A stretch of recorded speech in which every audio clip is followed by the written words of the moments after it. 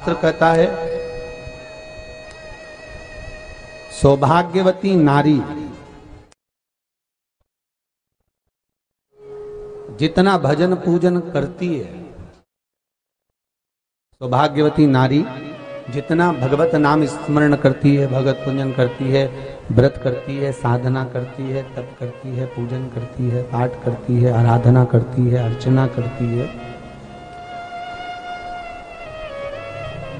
उस सौभाग्यवती नारी का किया हुआ दान पुण्य धर्म भजन कीर्तन स्मरण सेवा चाकरी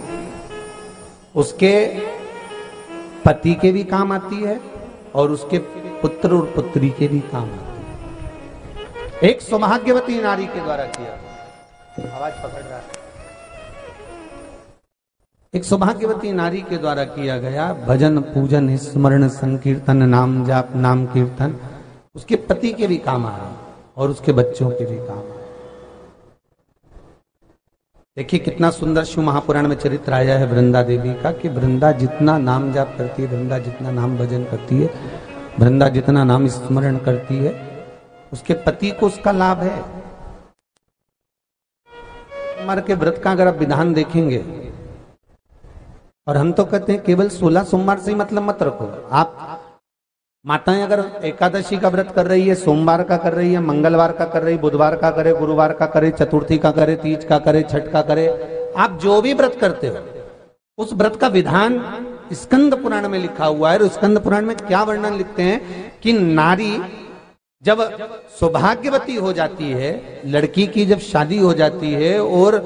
वो अपने पति के घर में जब रह रही होती है, पति के संग रह रही होती है, तो पति के घर में रहकर जितना भजन पूजन करती है, जितना स्मरण करती है, वो उसके द्वारा किया गया भजन पूजन व्रत आराधना उद्यापन चाकरी दर्शन ये सब का फल उसके पति के खाते में भी जाता है और उसके पुत्र और पुत्री के भी खाते में जाता है। पर उसमें एक बात का विशेष ध्यान रखना, स्कंद पुराण कहती है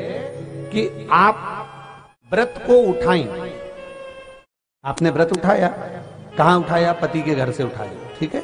आपने व्रत उठाया सोमवार का, 16 सोमवार का, पशुपतिनाथ का, या गुरुवार का, या मंगलवार का, या बुधवार का, जो भी व्रत आपने उठाया वो पति के घर से उठाया। अब आपका फर्ज क्या है कि व्रत आप अगर कर रही हो तो पति के घर का ही अन्न, पति के घर का ही जल,